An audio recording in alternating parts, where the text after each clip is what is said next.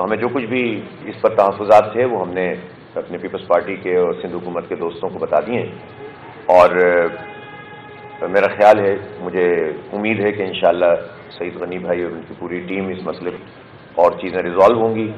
ہم انتظار کریں گے، اور انتظار کے بعد اگر چیزیں بہتر ہوں گی تو پھر بات چیت بھی ہوگی. بہت بہت شکریہ. سب سے پہلے تو میں اپنے تمام دوستوں کی جانب سے، پاکستان پیپلز پارٹی کی جانب سے جماعت اسلامی کے دوستوں کو مبارکباد دینا چاہتا ہوں کہ حالیہ بلدیاتی الیکشن میں کراچی میں انہوں نے اچھی خاصی نشستیں حاصل کی ہیں. دوسرا، انہوں نے ہمیں یہ موقع دیا، اور ہم نے ہی گزارش کی تھی کہ ہم آپ کے پاس آنا چاہتے ہیں.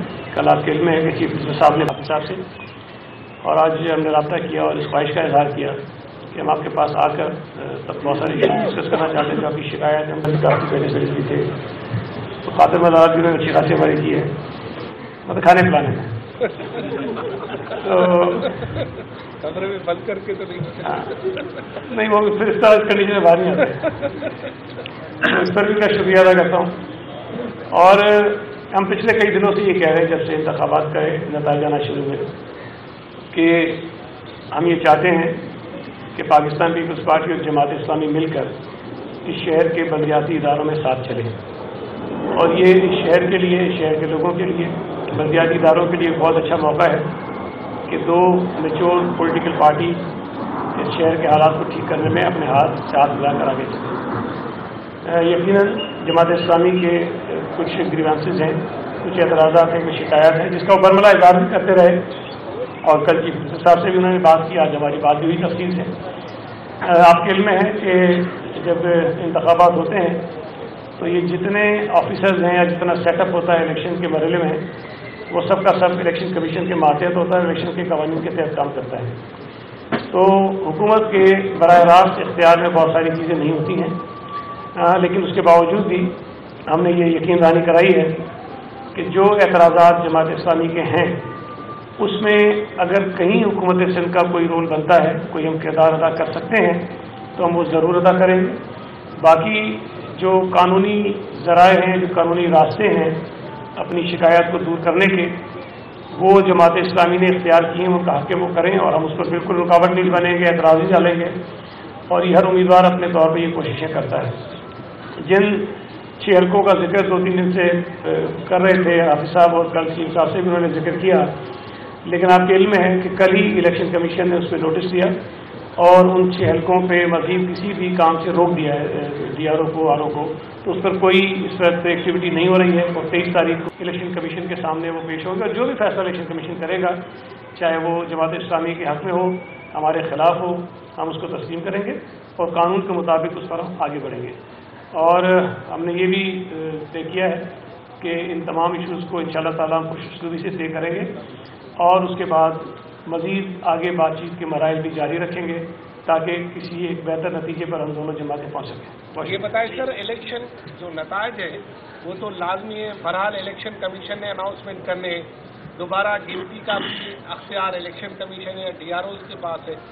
سندھ حکومت کے پاس ایسا کیا ہے جس سے آپ مطمئن ہو جائیں؟ حافظ صاحب آپ سے، کیونکہ آگے بات تب بڑھے گی، تو ذرا کھل کر بتائیں کیا یہ کون سی آپ کے ساتھ ناانصافی کر رہے ہیں جس کو یہ اگر انصاف میں لائیں تو تحریک انصاف نہیں، آپ کو انصاف مل جائے تاکہ آپ ایک اچھے ماحول میں رہیں. دیکھیں، میرا خیال یہ ہے کہ قانونی اور جو انتظامی امور ہیں نا، وہ پورے کے پورے الیکشن میں انوالو ہوتے ہیں، اور الیکشن کمیشن کا اپنا ایک دائرہ کار ہے، لے کی چیزیں ہیں. لیکن الیکشن کے مکمل ہونے کے بعد جو چیزیں ہیں اس کا تعلق اب چونکہ آر اوز اور ڈی آر اوز سے ہے، اور اس میں الیکشن کمیشن بھی اور سندھ حکومت کا بھی رول بنتا ہے. لہٰذا ہم یہ سمجھتے ہیں کہ اس مسئلے کو اچھے طریقے سے ریزالو ہو جانا چاہیے، تاکہ پھر یعنی کیوں شہر کے اندر وہ فضا پیدا ہو کہ جس کے نتیجے میں جو ہے وہ کوئی کسی کو تسلیم نہ کرے. جو جیت گیا ہے اس کو تسلیم کرنا چاہیے. اور میری یہی درخواست ہے، ہم تمام تر تحفظات کے باوجود جس کا جو جینون مینڈیٹ ہے ہم اس کو تسلیم کرتے ہیں.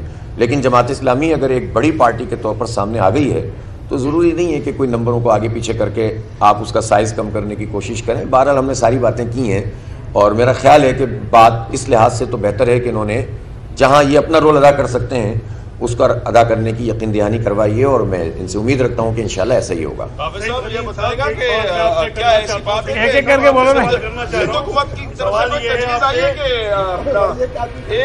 کہ 3 اضلاع پر آپ کو جو حکمرانی کرے، اور 3 اضلاع پر پیپلز پارٹی، کوئی ایسی بات ہے کہ 2 ڈویژن بنائے جا رہے ہیں کراچی کے؟ یہ نئی منطق آپ نے کرا۔